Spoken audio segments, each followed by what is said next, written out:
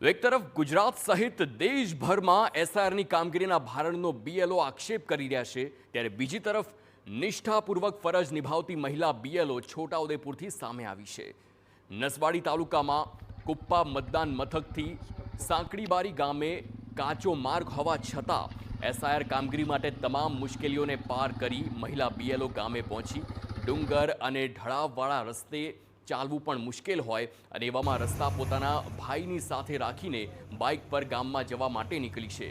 તો કાચા માર્ગે એક વખત બાઇક ડગમગી ગયું, પરંતુ મહિલા બીએલઓની ફરજ પ્રત્યે નિષ્ઠા ત્યાં જોવા મળી છે। બાઇક ન ચાલી તો મહિલા બીએલઓ માથા પર ઝેરોક્સ મશીન મૂકી ગામ તરફ ચાલવા લાગી।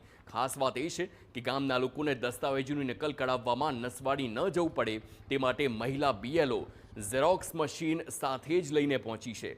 તેવામાં ગામના લોકોની સાથે સૌ કોઈ મહિલા બીએલઓની કામગીરીને બિરદાવી છે અને સરકાર નવો રસ્તો બનાવી આપે તેવી પણ માંગ કરી છે।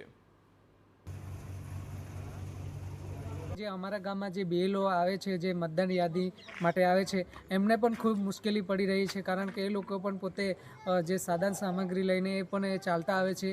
તો અમારી એક જ માંગ છે કે આ રસ્તો વહેલી તકે બને, કારણ કે અહીંયા ઘણી વખત સગર્ભા મહિલાઓ છે એમનો પણ અહીંયા ફસાવાનો વાર આવે છે, જેમાં ગાડીઓ જે મોટી ફોર વ્હીલર છે એ જઈ શકતી નથી। જ્યારે સરકારી કોઈ કામ હોય ત્યારે સરકાર વહેલી તકે દોડીને આવતી હોય છે, પરંતુ અમારા જ આદિવાસી લોકોને આ રસ્તાની ખૂબ મોટી સમસ્યા છે, મુશ્કેલીઓ છે, એને દૂર કરવાનો પ્રયત્ન કરે એવી અમારી માંગ છે। છોટી ઉંમરથી બીએલઓનું કામ સોંપવામાં આવ્યું હતું ત્યારે અમે સાંકડીબારી ગામમાં આવ્યા હતા અને એક વાત કરીએ તો રસ્તો પણ બહુ જ ખરાબ હતો। અમુક જગ્યાએ અમે જે પાછળ બેઠા હતા એ બેનને ઉતારીને પછી ચાલતા પણ કાઢ્યા હતા આજે।